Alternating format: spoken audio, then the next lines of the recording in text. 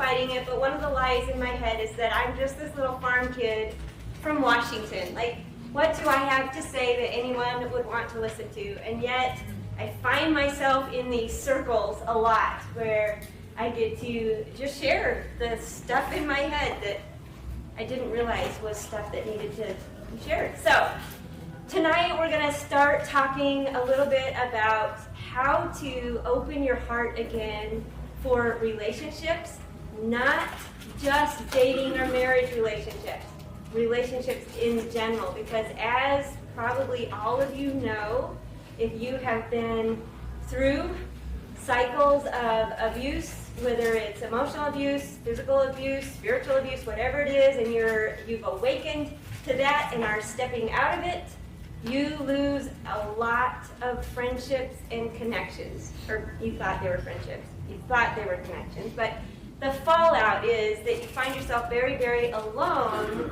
and the trauma of that always puts you in a place where you just don't trust anybody. So this is a little bit about how to date again if you're in that place. I just got married again last August, so thank you. I can give you some tips about that, but it's in general speaking, how do you find your footing to show up in the world being who God created you to be so that you can have good relationships. So we're going to talk about that. I do want to throw this caveat out there.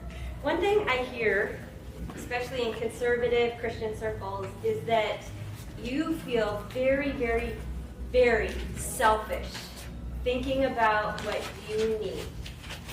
Because we've been taught that our lives were meant to be totally driven by submitting to someone else's design, right? Essentially, that's what submission is taught, is that it's our role, our place to be silent and compliant, to have no voice, to not have any needs, and that our greatest gift is in being essentially a dead man walking. And so it feels very, very selfish to think, well, I have needs, I have value, right? Imagine saying that to yourself right now, I have value. It might be hard for some of you to say because you've been taught that having a self-identity or self-worth or even self-esteem, that's kind of a bad word, but having self-esteem is ungodly, but in reality, the Bible says, above all else, guard your own heart because it is the wellspring of your life.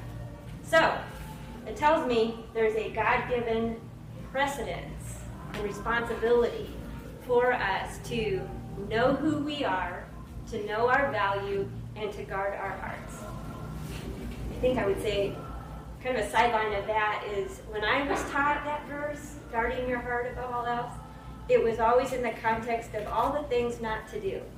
Like, guard your heart from drugs, guard your heart from sex, guard your heart from movies and dancing and cards and clothes that don't cover enough, right? It was never in the context of make sure that you are guarding your heart so that it stays alive. It was just make sure that you're guarding your heart so that you don't get sucked into these temptations. So I would say way bigger is that at the end of the day, you're going to answer to God for your own soul, not for what somebody else decided it should be, actually not for how well you submitted to the church or to your husband or whatever, but for who you became, how you showed up in the world based on who He designed, called, and purposed you to be. So, when you start feeling selfish, that you need peace, for example, or that you need friendship, or that you need to sleep, like, when that starts to feel selfish, remind yourself, what's my soul telling me I need right now? And if you're hungry, angry, lonely, tired, bored, or stressed, those things need to be cared for.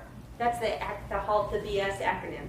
If you're any of those things, those need to be cared for, and it's not selfish to do those things because you cannot love well if you aren't well.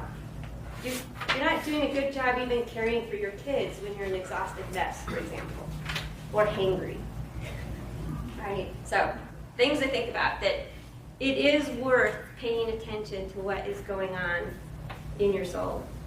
I do want to touch really quick on this whole backdrop of trauma and betrayal. So again, I know all of you are here because you're looking at how to open your soul to relationships. Again, it means you've been betrayed or traumatized. And I would say betrayal is always trauma. Trauma is always betrayal. And it almost always happens in the context of a relationship, of connection. Like, if we're driving down the road all by ourselves and we run into a deer that totally wrecks our car and we have all kinds of bodily damage, that is called a trauma. Then you go to the hospital and they bandage you up and time heals that after a while, right? I wouldn't call that the kind of trauma that we have to go to therapy for. There might be a little PTSD where you don't like to drive and deer freak you out for a while after that, but it's not the same kind of trauma that takes you to trauma therapy. The trauma that takes you to trauma therapy is always in the context of relationships.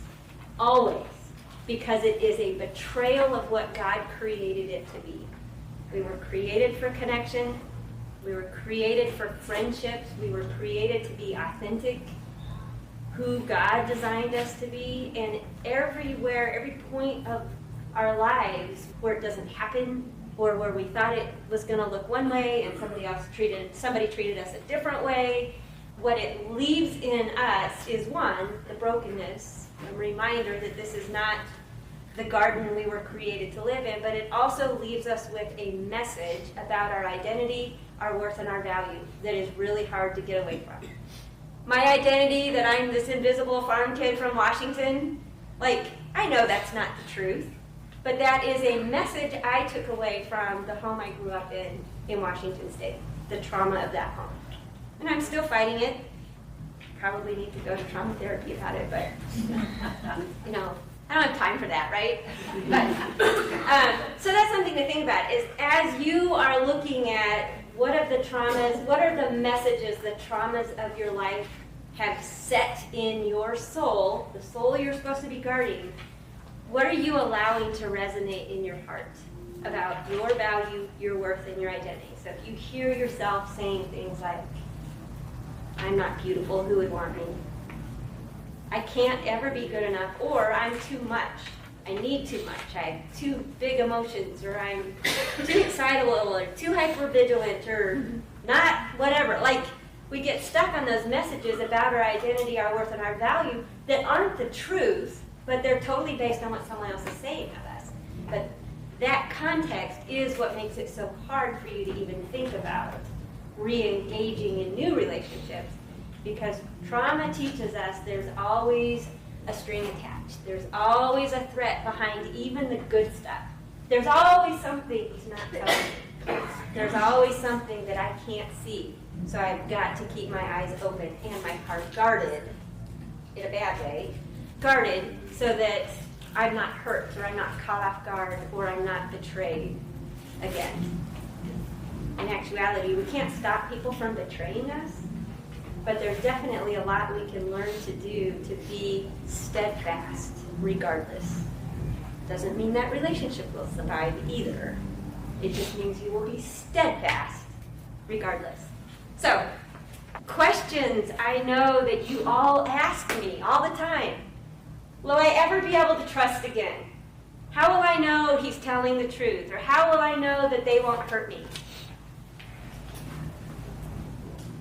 What am I now that I have a big D on my chest everywhere I go? People know me as this divorced person. What do I do now? Will I ever find love again? One, I don't think any of those questions can be answered until you're there, right? Like on your deathbed and you never found love again. We can say, yeah, we can say that you didn't find love again. I guess that's kind of a morbid way to put that, but the reality is you can't answer those questions, and they're not the right questions to ask. The better question to ask is, what did I learn? What did I learn from this relationship, from that group of people, from that church, from my family, from this family? What did I learn about really who I am, the truth, not the lie that you took from the trauma, but the truth? What did I learn from that? And then how am I using it to know God better and to show up differently in this world, being who he created me to be. How do I do that? So those are better questions to ask. Somewhere along the line, you might find yourself trusting again, trusting people in general again, and then you'll realize, well, hey, I guess there is that potential there, which will feed and fuel further growth to, stick your toe out there a little farther in relationships a bit more, and keep growing, which is part of the process. We're not done growing and learning and maturing until we're dead. We can often get stuck on these landing places. If I can just get married, I've landed, life will be good. If I can just get married again, I've landed, life is good. If I can just find the right church or the right job or, launch my kids still alive and paying their own bills, then I'm good. But the truth is, we are not done moving through phases until we're dead. So landing equals dead. So instead of trying to get to that next place, ask yourself the questions, how do I want to live in this day with what I do have to work with?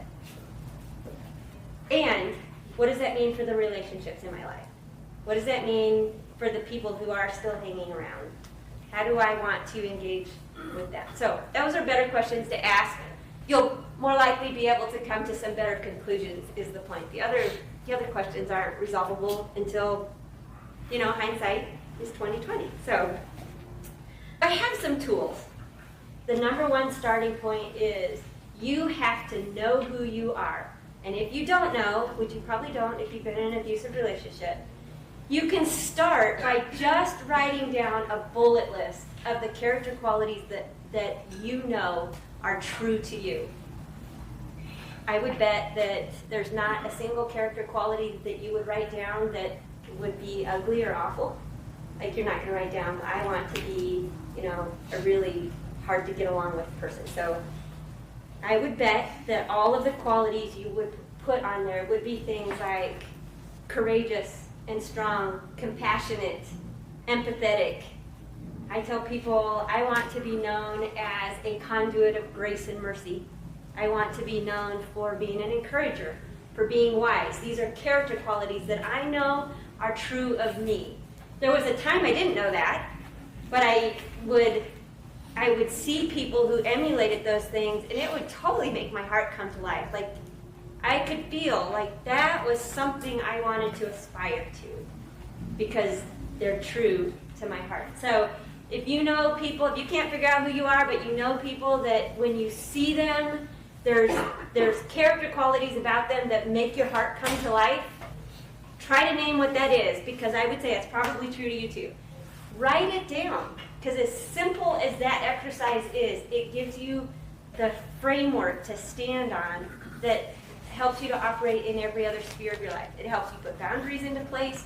It automatically puts boundaries into place for you. It helps you to navigate anybody, I was going to say any situation, although that's true too, but anybody that crosses your path, it will help you navigate your discussions with them without getting pulled off the cliff and becoming the person that you definitely don't want to be and have to heal from. It'll help you so that if you know, for example, that you want to be wise, you want to be courageous, you want to be grounded and steadfast, and some crazy mess of a person confronts you with something that used to trigger you into a crazy mess of a person. When you have a vision of who you are and where you're going, it's way easier to stop for a second and go, wait a minute. How do I want to respond to this person that's a mess without me becoming that mess?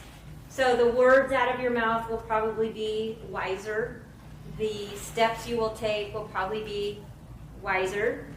And by wiser, I mean you're not falling off the cliff again and again and again. So, simple exercise. Just write down the character qualities that make you you. If you are artsy, you can turn that into a word cloud that you hang on the wall, or you could do a vision board, same kind of thing. It just gives you that vision of where you're going. that can help you when you get triggered and it's really hard to remember anything other than panic. It'll help you have that extra sense of, okay, wait a minute, I have a plan now. I have something different to look at, something to aim for. When you know who you are, you start acting in ways that show other people the way you want to be treated. We live amongst a lot of people that are really dense and don't take cues very well, so they may still treat you poorly. But you're going to take steps that also don't just go along with their nonsense anymore, which is exactly what a boundary is. Boundary isn't what you tell them to do. It's the ways that you act, the decisions that you make in the face of what other people do. If you're around a jerk, you're probably going to take steps to get away from that jerk in some regard. You're not going to say to them, you are really being a jerk to me. If you would be kind to me, we could be friends, but I need you to be kind to me. Please stop being a jerk. A jerk doesn't take those kinds of words to heart, because it's not about creating a connection, it's about power and control. So you wouldn't need to say those things, but you need to know in your head, I don't give a jerk more than 5 minutes of my time. I'm still going to be compassionate. I may try to find out what's going on. I may not, depending on what kinds of words he's using or names he's calling me, but I may give him 5 minutes of my time, and then I know it is not unkind for me to walk away. It is not unkind for me to never invite them over for dinner. Right? That's a natural boundary. Easy peasy. Right? So most boundaries are that. I know we get confused about what boundaries are, but most boundaries are actually that simple.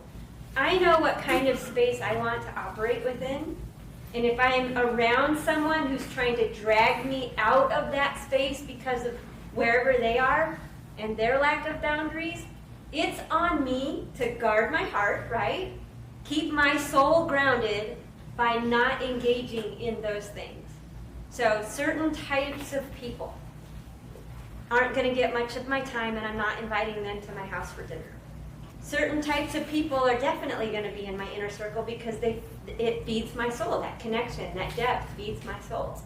So those are what boundaries are. And I'm sure, we could talk about some other specific examples, because you can't exactly extrapolate that example to all situations. But having that framework, the boundaries are what you do to maintain the path that you're walking on, makes it easier to interact or not with the people around you that are kind of a bit of a crazy mess. I will leave room for sure to answer questions about boundaries. Those are always big questions. I ran across a verse that said, from Isaiah 7:9, if you do not stand firm in your faith, you will not stand at all. And the first time I read this verse was when I was going through a divorce from a pastor's kid. I was actually really wrestling with God, period, right? So I think the context of the verse was one of the Israelites' battles, and one of the kings just needed some encouragement about standing firm in his faith. But the deeper context was that is what gives you your life. That's what protects your life. That's what guards your heart. And it's not just about, oh God, I believe you. I'm going to pray more and let you step in. It's not that kind of faith. It is the faith that is that hope that is the anchor for our soul. That at the end of the day, everything will be brought to justice. Right? So as you're trying to filter through all of the damage and betrayal of broken relationships, lost relationships, and trying to figure out what to do with the pain of that, it's really easy to think, God has forgotten me, I don't matter, and I'm just invisible. Why would anybody care? Right? Really easy to go there. But that idea, if you stand firm in your faith, stand firm in your convictions, I know I'm a daughter of the Most High King, and no weapon formed against me shall prosper. That God has a plan and a purpose for me, and that He doesn't promise that my life will be easy, but He promises that He will be with me through it. If I can hold fast to those convictions, well, now I'm going to step more easily into relationships, because now it's not about, I need you to love me, I need you to affirm me, I need you to see me. I have like to bring to the world. I do have words to say. People do want to listen to me, but I still think that's just a God thing. But God has created me to bring something to the world. And if I know that justice prevails, it might not be till the other side of heaven, so I have to be okay trusting God with that. But my heart knows that justice prevails. And I know who I am and where I'm going. And so I can step, regardless of the trauma and betrayal, I can step into new relationships or the same relationships in a different way and not have to be afraid of, oh no, what are they going to do to me? So shifting that little piece from the fear-based, external-based, oh no, what's coming against me I must hide. So shifting from that to, oh no, what's coming against me? What kind of tools do I have in my tool belt to manage this thing, because I still have life to live today. I've got people to talk to. I've got babies to hold. I have a grandbaby coming. Babies to hold. I've got people to love on. I don't have time to be hiding in a corner somewhere, wallowing in what this person or these people are doing to me. The enemy wins when we hide. The enemy wins when we hide. He loses when we just show up. We probably need to unpack what showing up looks like.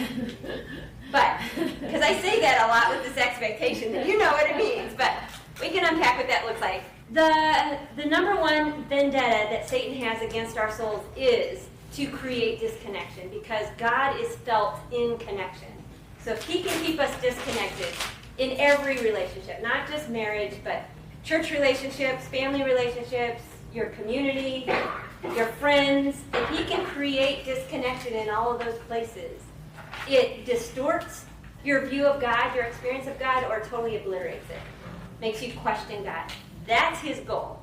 So going into hiding, which isn't the same thing as solitude, it's hiding because of fear. I have no wherewithal to deal with this thing, so I'm just going to make sure I'm hiding in a cave where I feel safe and protected and no one sees me. No one connects with me. And I wonder where God is. Because, when you're feeling disconnected, you can't see God either. So, stand firm in your convictions. God is God. Justice will prevail one way or another. You may not get to see it till the other side of heaven, but in knowing that, you can step out into your day, managing, dealing with, stewarding whatever he has put right in front of you to do, carrying a light rather than carrying fear. So, fear-based perspective, again, that external perspective is always about what's coming at you in hiding. Courage looks like the other side of the coin. Courage looks like stepping into those fears, often proving them wrong, but also showing up, being who God has created you to be. That's what I mean by showing up. You're doing well, to the best of your knowledge and ability, what he puts in front of you to do. If you're a mom, that's being a mom. If you're a homemaker, that's being a homemaker. If it's, whatever your job is, your ministry, your role, that's what God has for you to do. Every aspect of life. So I'm not talking, a call on your life to be in ministry or be a missionary or whatever. I mean your day-to-day, step-by-step. God wants to walk with you through every single moment of every day. So if you can step into those moments, essentially asking, God, what do you have for me today? Whatever it is, the answer is yes. Just make sure I know what that is, because I'm really thick-headed and kind of blinded by the pain right now. And he will. He'll show you. So you can step into that stuff and do it with that courage that says, I am just going to be a light here. Not my job to make things happen, make relationships happen. It's my job to just be a light, reflect the light to the people around me. Again, you have to know what that is. You have to know who you are so that you can do that. But in knowing that God holds your times in his hands, justice will prevail. You can step into that without that fear of what is this going to do to destroy my soul? If I interact with this person, if I connect with this person that's been destructive to me or whatever, what is this going to do to my soul? I don't know. I would say it's an opportunity to do some strength training, right? Because, again, you can either hide in fear or you can step into life and live your life, because that is what God has purposed for you to do. I've had a lot of discussions lately with people about God's will. How do you know what God's will is? And I've started saying His will is that we choose. Choose you this day whom you will serve. That's God's will. Beyond that, He already knows every single choice you are going to make. So there's not a single point in time where you're outside of His will unless you didn't choose. But at the same time, He is so sovereign, which is just hard for us to wrap our heads around. He's so sovereign, He already knows every single choice you're going to make. So there's not a single choice you make that is screwing up His plans for you. Not a single moment where He's going, no, don't, crap.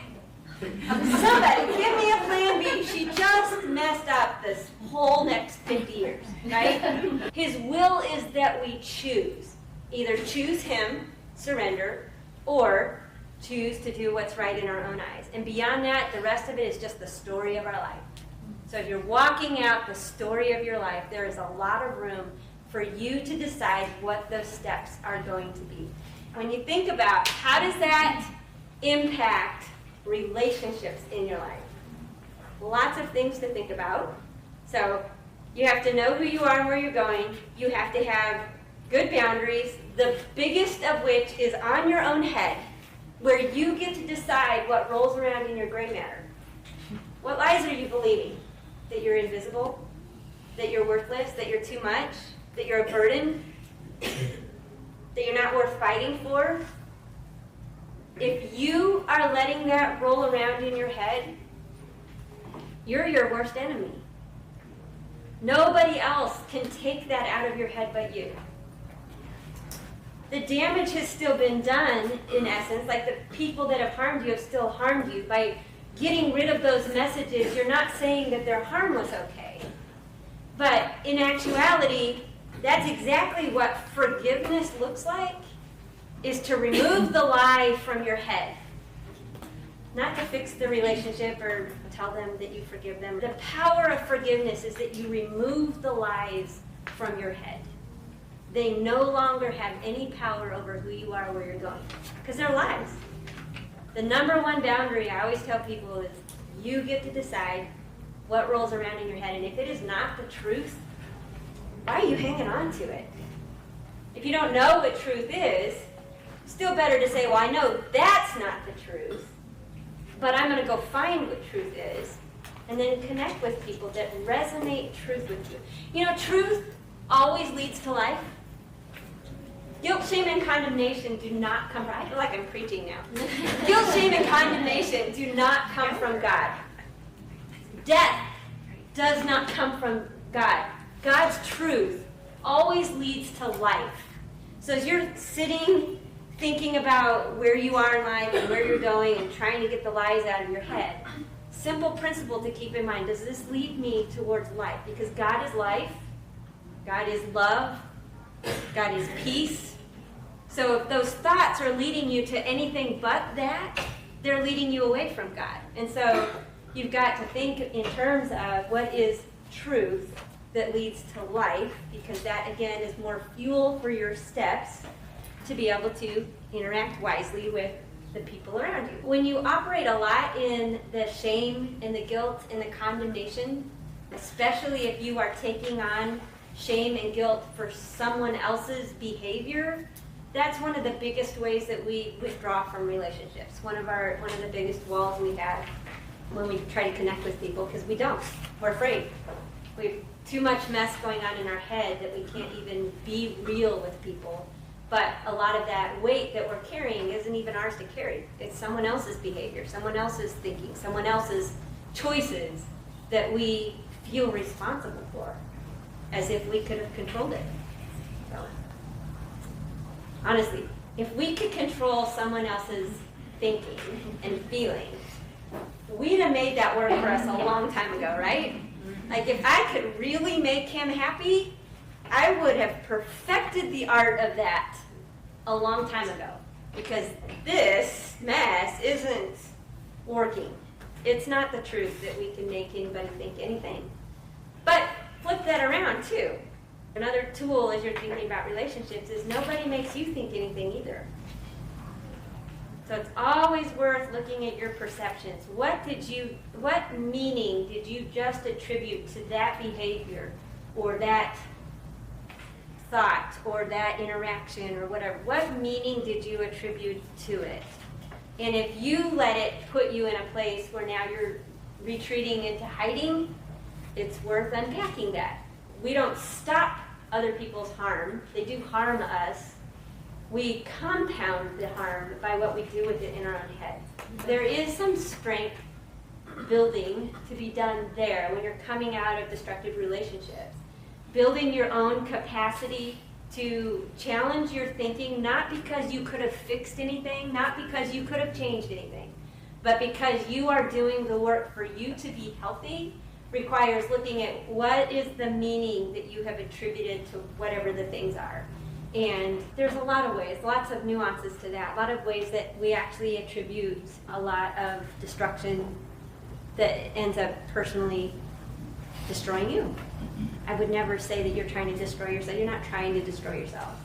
But we can get stuck in those cycles of trying to justify and rationalize and deny and all of that. And our perception doesn't help sometimes. What is your go-to when you're interacting with people? What are the go-to thoughts that you get, the go-to motivations that you attribute to people? And maybe they're not healthy. Maybe they're not the truth. Not to excuse their behavior, because if it's harmful, and you get to decide you want no part of that. But what do you do with it about your identity, your worth, and your value? Usually you attribute something to it that has something to do with who you are, and probably not the truth. If you have been betrayed, there are all kinds of things that can feel like triggers, and the triggers can feel huge. And we often get an idea that if he would just change so that he's not doing those things that create triggers, that it would heal you, and you'd be able to be in a relationship with him. I can tell you with as many couples as I've worked with, his change and his healing, even if it is thorough and good, does not heal your triggers. Mm-hmm. It will not. I know there's a lot of betrayal trauma groups out there, betrayal teaching out there that is really geared towards getting him to stop doing all the things that trigger you. And I think that those are good for a season because he had bad behavior, he needs to change. But I think where it goes awry is when you get stuck so focused on his change that if he doesn't heal, you can't heal. If he doesn't change, you can't heal. Your whole heart is hinged upon him becoming the man you needed him to be. And I will tell you, I see it over and over and over again. His, even if it is complete and perfect and whole, transformation does not automatically translate to you becoming healed. So your triggers at the end of the day are yours to deal with. You have to do the work to unpack what that message was, what it's physically doing, the visceral reaction in your body. You have to do the work to heal that. I don't know the impact that'll have in your relationship one way or another, because I can also tell you that just because he transforms, you all probably know this, doesn't mean that you want to be in a relationship with him anymore. So, it might not mean anything for that relationship, but for your own healing, you have to do the work to work through your own triggers, your own trauma work to do that. So if you do that, again, it makes it easier for you to be in new relationships with different people who aren't the people that brought the trauma, and make space for them to be who they are without attributing the same kinds of things to it. All men are not X, Y, or Z. They're not, right? And yet, when you maybe have had a history of this same kind of man, it's really easy to say, well, all men are like that, but they're not. And so if you want to open your heart again to especially a relationship with a man, you've got to be able to be healed enough to make room for them to be different. Still have an air of curiosity and I would say caution, but not caution because you're trying to find the right person you can fit yourself with. I would say caution because you are strong and you are hopefully intimidating to them. I want you to stay strong and intimidating, but find a man who's not afraid of that. Because you were created to be the helper, the Ezer Kenegdo, which that word translated helper, the context is at a man's greatest point of need in the heat of a battle when he is at a loss to do anything else to help himself. That's what that word means. Way bigger than being the housewife, the mom, the lover. Way bigger than that. Life-giving influence. That is intimidating to men. That's why they do so much work to beat you down. And yet that is your God-given design. So people all the time get hung up on, I tried to give them this book and I tried to tell them all these things, send him these articles and these podcasts and send him to counseling and he didn't learn anything. What else can I give him? I'm like, I get you want to be a life-giving influence and you probably do have all the answers.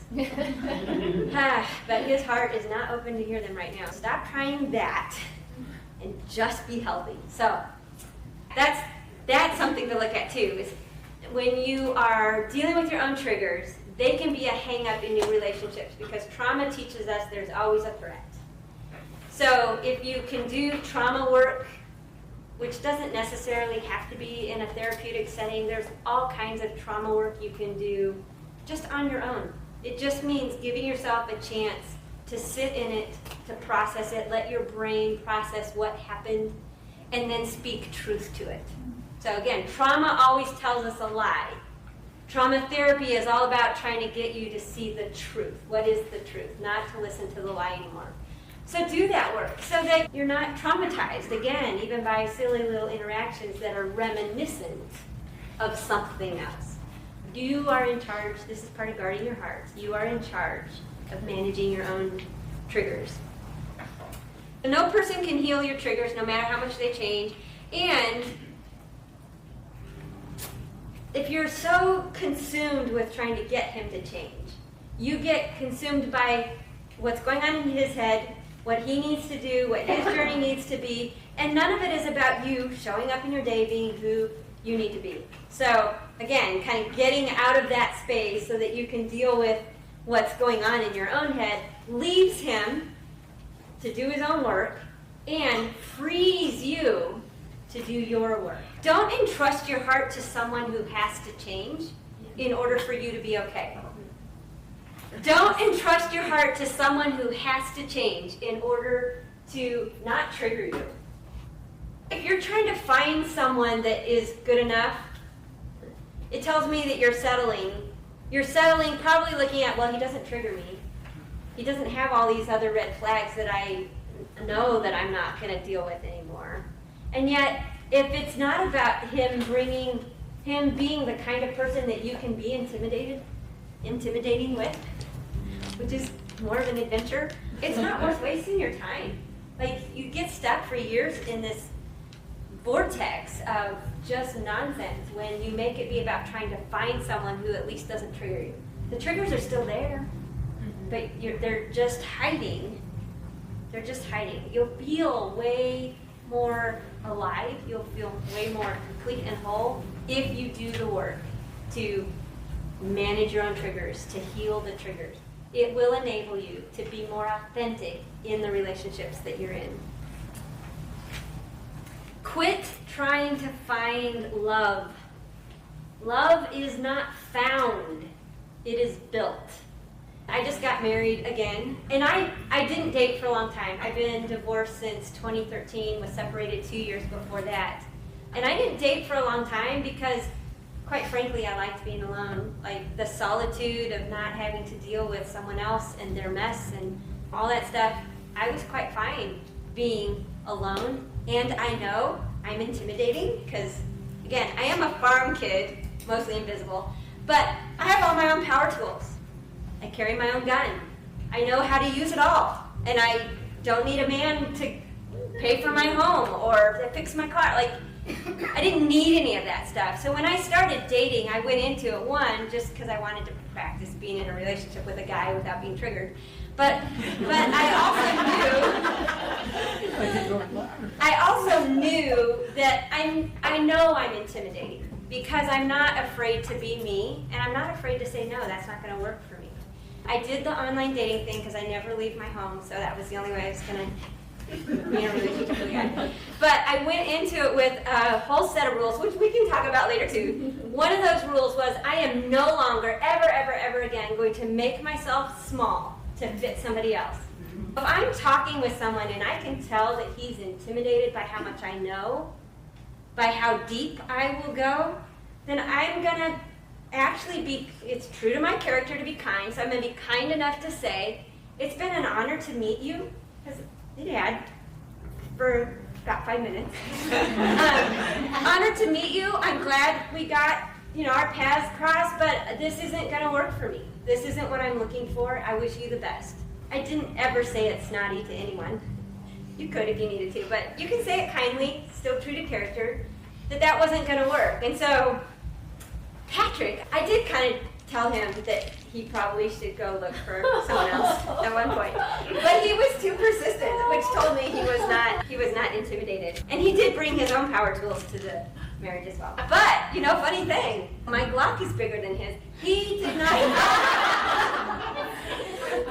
have a gun until after I know some of you probably don't like guns, but I was single and I'm the mother of 2 Eagle Scouts, so I kind of have to keep up with the pack. But yeah, he did not have a gun until after we were dating. He then got his concealed carry permit and then got some guns, and now he's got more than I do. But my Glock is still bigger than his, so there's that. But yeah, don't make yourself small for somebody else. So if you're practicing, and I talk about it in those terms, you are training to be the person God has created you to be. It is not fake it till you make it. It is training to be the person God has created you to be. And every moment in time, with every person you come in contact with, inner circle people to outer circle people, every single moment is an opportunity to train to be the person God has created you to be. So you got your list of the character qualities that make you you. If you need to, look at those before every interaction. You shouldn't have to do this, but if you need to, look at them. I am this person. Okay, so I know I have to meet up with whoever today. I am going to practice making sure that I am compassionate, that I have empathy, that I am respectful, but respect not defined like the church defines it. Respectful in the sense that I am my own person and they are their own person. I'm going to listen to them like they are just sharing their experience, not that they're talking about me. And I'm going to share my experience because that's how we get to be seen and known for who we are. And I'm going to practice that. And if I'm afraid, I'm going to take note of what makes me afraid, and then I'm going to go work some of that out with either a counselor or a friend or with God, because those are my triggers that push me to fear. Work that out, but use every opportunity as a chance to just train in being a light. You are a light. God did not create you to make things happen because He's the sovereign God that makes things happen. You may be trying to make things happen, and I guarantee you He has a way of coming in and totally rearranging everything and reminding us that we are not in control of what happens. We are in control of how we show up. He calls us to show up, to shine the light. A light just shines. Doesn't make things happen, it just shines. So, as you're practicing showing up in relationships, you're being the kind of person you know that God has created you to be, calling you to be, and you'll often get affirmation from the people around you that spoke something into them, spoke hope to them or encouragement or something, because that's the point of relationships, of connection. They saw that you saw them. Think about love. Love requires being seen and known. When you've been in relationships where someone might have been saying, I love you so much, but all you can hear in your head is, you don't even know me. You can't even hear me. You don't even see me. That's because love requires being seen and known. So, you have to be willing to be seen. You want to open your heart up to connection again. With, again, not just with a man, but every relationship. If you really want those deep relationships that you are craving, you have to allow yourself to be seen. Not because you're expecting them to see you, you're putting all the weight of responsibility on them to see you. You can't make people see you. But you can make room for yourself to be seen. People are looking, they're going to see you. The strength of that is that you are walking, being the kind of person you know you want to be. The person that God has created you to be. If people see you, those are the people that get to be in your inner circle. It's not because you're trying to make people see you. It's because when you interact with someone who of their own accord has chosen to see you, those are your people. They might not like you very well, but there's still a better connection than the person who says that he loves you, doesn't know you at all, but says that he loves you. That is still a better connection. That might be the lady at the Walmart checkout. Right? Just because she saw you. Because you just showed up. You said hello. You got into her world a little bit. Things like that help you to be ready. In trying to find love, a lot of times we get hung up on this visual of what we think it's supposed to look like. And so we take our visual and we're like, okay, do you fit that? Not sure. Do you, like, especially if you're online dating, it's like swipe, nope, nope. Well, they look good, nope. You know, like we get stuck on what this is supposed to look like. But love is learned. Again, it requires being seen and known for who you are. So that's the foundation of it. But then creating these relationships that are deeply connected requires collaboration. So you have two very different people. Two very different people. There is no way you are ever going to reconcile perspectives or experiences, even if those two people saw the exact same moment in time. They're going to have a different experience and perception of that. If you're just taking those two experiences and perspectives and trying to meld them into one, and it looks like, well, you have to think what I think, and if you don't, it's disrespectful. Or I have to just shut up about it because we can't talk about it because you don't think what I think. You know, we turn love into this agreement. We have to agree together that this is what it has to look like. I'd be one to say it is way more dynamic than that. It looks like two very different people who are taking their very different experiences, but talking together a lot about what is this going to look like for us. One of the things I have most appreciated about Patrick that let me give him a second chance after I told him he probably should go look somewhere else, was that he came back to me and said, I was thinking about what you said. That's huge. What guy says that? I was thinking about what you said. And it actually got me to thinking about, like, he went down this whole trail of things that got him to thinking about. And I just remember going, well, that's fun. What can we do with that? A lot of our relationship, again, both of us were married before, so we have a whole history and experience of what not to do or what not to be a part of and what we never want to be a part of again. But even with that, by the time we were dating, we knew we couldn't just rely on cultural norms, cultural standards, religious standards and norms, because they didn't work the first time around. I married a preacher's kid the first time around. I was equally yoked. I thought I had picked well. I thought God had blessed my life. It was going to be good. He'd rescued me from my narcissistic father and all of that stuff. He had put me with this man who was going to cherish me and love me for the rest of his life because he loved Jesus. Right? We've learned, both of us have learned, that actually doesn't necessarily translate to a life lived well together. And so being able to look at, well, do we have to sleep in the same bed when we're married? Is it okay if we don't? No. What works for you? Well, I've been single for 10 years. I like my bed all by myself. Can we talk about what that might look like? Right? You know, being willing and able to have conversations like that without being offended and without him being offended.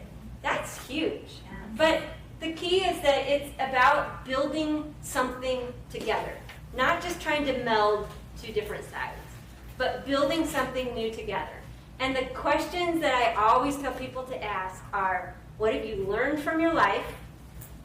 And what does that mean for your next steps? How are you going to apply that so that you are wiser, stronger, still growing, because we're not done growing till we're dead, still growing, learning? That is what life is about. There is no marriage in heaven. At least that's what the Bible says. Which tells me marriage isn't the point. It's connection that is the point. It's God that is the point. Because you cannot actually be truly connected to people, not truly connected, without God as the center. If you are so grounded in God, heart, soul, mind, and strength, so grounded in God, one, you have no fear. Why be afraid? You're grounded in God. He holds you. You have no fear. But you also have no desperation for anything else. I know probably in your journey, wherever you are, there is a very felt need for connection, for relationship, for affirmation, for love, for someone to tell you you're beautiful and worth fighting for. There is a felt need for that. And I would say, while being totally grounded in God means that you don't have any desperation for that, you will still feel that because it is written on our hearts to be connected. So there's a fine line in there where we have to understand that we will always feel what sin did to us. It brought death to connection.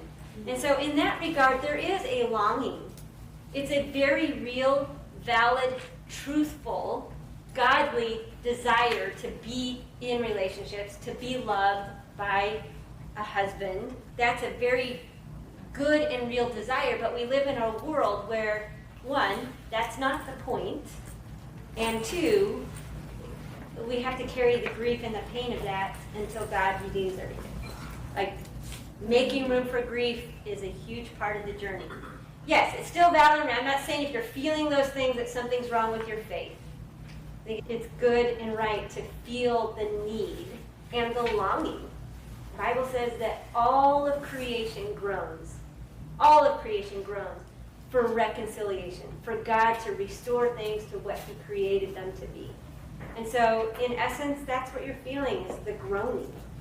But I would say take care to leave it as that, not to let it become your idol, where if that's not filled, then there's no hope for me, or there's no life for me. Life is God. Life is found in God. The other things are just the cherry on top, should He choose to let you walk in circles where you are loved, which He will. It just might not necessarily be with man, but He will have you walk in circles as you open up to new relationships. He will have you walk in circles where you will have people who can see you, look you in the eye, and let you know that you are seen and known and loved for who you are. I have a poem I wanted to read real quick. One of my clients sent this to me when I was doing a group once, kind of talking about that intimidation factor.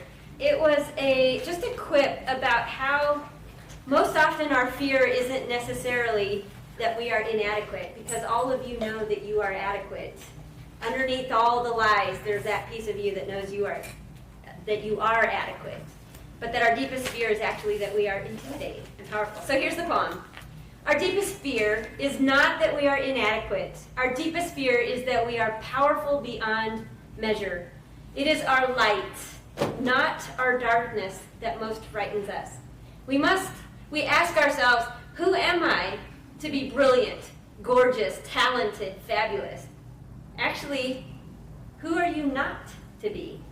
You are a child of God. Your playing small does not serve the world. So that's what I want you to think about, is playing small, being silent, being a dead woman walking, an empty shell of a person. That is not what God has created us to be. Like, we were the crowning cherry of creation. Think about that for a moment. Something so powerful about that we were the last thing to be created as the completion of the project. Not that we're more meaningful than men, but we're definitely not lesser than. And that's worth thinking about. We are, what were the words? Brilliant, gorgeous, talented, fabulous. Maybe write those words down and speak them over yourself, because that's probably more of a truth of you than some of the other words you have spoken over yourself. Thoughts I wanted to leave you with. If you are in the dating environment right now or thinking about stepping into it, quick things to think about. Ask the questions before you are emotionally engaged. And by the questions, I mean, what is his relationship with God? What is his relationship with money? What is his relationship with porn? And what is his relationship with drugs? First date in person. I asked Patrick and all the other guys that got through my profile on Match.com. Asked them the same questions, because I'm like, one, it was me practicing being bold enough to talk about what was important to me. So that was the point. I'm actually an introvert, so it was really hard for me to get the courage to say, okay, I'm going to ask these really embarrassing questions.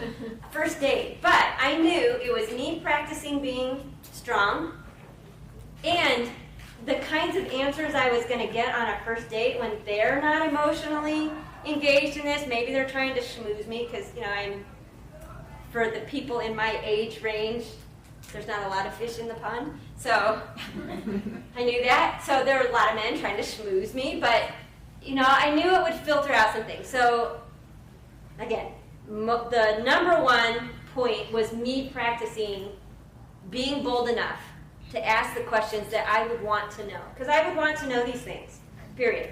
And I didn't want it to be questions hanging over my head while I got more and more emotionally involved with people. I wanted to know. So ask the questions. What is his relationship with God? What is his relationship with money and debt? Because I live a debt-free life. I didn't want to take on somebody who liked to gamble or spend his money foolishly or any of that stuff. It doesn't mean that they're honest, especially on the first It doesn't. That's what I mean. They might try to schmooze you, but you can learn a lot by how they talk about things. So when you talk about what is your relationship, you're not saying, are you in debt? Yes or no, you could lie, right? It's, tell me what money means to you. What kinds of things do you like to spend your money on? What do you like to buy? Would you call yourself a saver or a spender? What kind of financial investments you got? They might be intimidated by that. They don't want to talk about money. And I'd be like, well, I do want to talk about money because I live a debt-free life. And that might sound really, really nice to you, but only if you're only going to have a chance if you also live a debt-free life. And Sharmen, would you say if they're intimidated if you make more money than they do? Like that to me is a Yeah. That's yeah. not Because again, if you have to make yourself small because they're intimidated, it is not worth getting involved in that relationship. Yeah, but you can ask those questions and they can lie for years. I mean, I asked those questions, so you have to come up with something new. Right. I mean, that didn't work for me. That's only one part. That's only one nuance of what to do on the first date. Because you're right. A lot of the people that I counsel, their husbands were really good at a facade for years. For years. But there are ways to listen to how they use words that tell you the truth. Even when the words they're saying are, no, I don't spend money, I'm very careful with my money, or no, I don't do porn. Like, you can tell. There's ways to tell. We can talk more probably about that tomorrow, because that's a whole nother lecture in itself. I spend a lot of sessions with people just talking about how to listen for what's really going on under the surface. Again, they might lie. But when they are truly honest, there's something about their visceral response that can tell you when they're really being honest. But those are some things to think about. The point being, don't be afraid to ask the questions. You get to decide what you want to do with the answers, because even if he answers affirmatively to all of these things in a way that you like, there's still all kinds of other things about the relationship that you can use to practice you being the kind of person you want to be. And eventually the facade comes through. If there is just a facade, there's going to be chinks that you're going to be able to see. And what you're doing is practicing. You're making the choice about what you step into. Again, you are training to be the person you want to be. And if this man can hang with you long enough, you might have a relationship. But if he can't, because it's a facade, you can only connect to the shallowest person. You will not feel connected to someone who's just spinning tales to you. Something in you will be like, I don't know what it is. I can't put my finger on it, but I'm not connecting here. And that, I think, is the biggest cue. I also asked about how they told their story of their marital demise. I didn't really need all the details, but again, how people tell the story is important. You're listening for where did they place blame? What did they learn from it, and what are they going to do with it? Do they just talk smack about their ex or exes or whatever, other people? Do they just talk smack? Or did they learn something from that so that they could become a better person? If you hear those kinds of words, well then that can at least help you feel a little bit like you're dealing with someone who wants to talk about what a better relationship can look like. And then the other thing I looked for was, in general, does he lead you to say what he wants to hear? Did you miss me? Well, no, I haven't known you long enough to miss you. Like, no. What are some other ways? Trying to put words in your mouth. When you hear that, it means that he's taking away your voice. That right there, simple cue. He's speaking for you. Oh, I thought you thought this, or I thought you wanted to. I'd be like, you don't know me well enough to know what I want. So, things like that, little things that you learn to watch for. Again, you're practicing being in healthier relationships. So if you're in a relationship where you are feeling coerced to comply to something, or to say something, or being led down a path you don't want to go on, give yourself permission to exit. One way or another. Either exit the date, exit the moment, exit the relationship, whatever the moment calls for.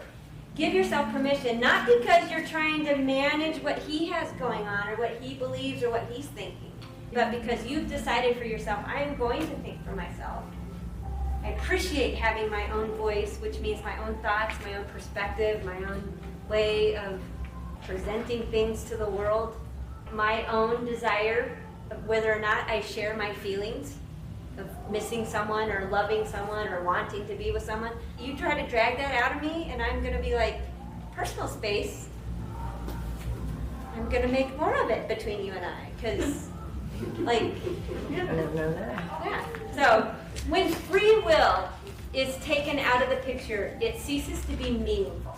That's one of my one-liners I find myself saying a lot. So as soon as you feel coerced to comply to something, that in itself tells you this is headed in a meaningless direction. There will not be life in this, there will not be growth in this, and it usually leads to more and more losing of your own self to comply. So as soon as free will is taken out of the picture, it ceases to be meaningful. So, we only have a couple of minutes, but I have a lot more I can say. I talk about this stuff all the time, especially the abusive relationship side of it. I read a study several years ago. It was some research study on speed dating. They were trying to figure out how to create a context where people could connect quicker. They're trying to figure out how people could find connection in those 5-minute meetings. And the conclusion they came to was the more questions you ask that don't have an impact on the relationship, just random get-to-know-you questions, the more connected people felt after the 5 minutes. Again, kind of going back to what I said, that it's in being seen and known that you feel connected, not that everything's compatible, not that you agree on things. It's just the fact that you feel seen and known. And so they came up with this list of like 100 questions that were things like, if you were a color, what color would you want to be and why? If you wanted to have dinner with some famous person, dead or alive, who would it be and why? So questions that have nothing to do with the relationship, but are just random opinion, how you think about the world questions. And again, it's good date exercises, right? A chance to just see what somebody's like. I would say one of the guys I dated, he was Jewish, which I was okay with as long as he had a relationship with God, which he didn't. But the other no-go was that he believes in aliens. And I'm like, well, I'm not sure what I think about aliens, although I think I would think of it more in terms of angels and demons, but believes in aliens, and that, like, that he was impacted by that belief and wanted to talk about it. And it came out of me asking just random questions. What do you believe about things? And so, yeah, you can learn a lot about guys' random opinions. So, yeah, so anyway, I know we're out of time. If you want to dive into this more, I will have much more content tomorrow as well. I think we have a little bit more time tomorrow. And we can get into some of the nuts and bolts. I know I kind of skimmed a lot of big stuff today, so nuts and bolts. Thank you.